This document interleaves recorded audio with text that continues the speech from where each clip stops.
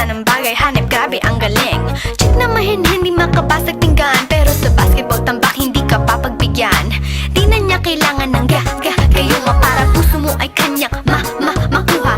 Di rin siya yung tipo ng babae na pantay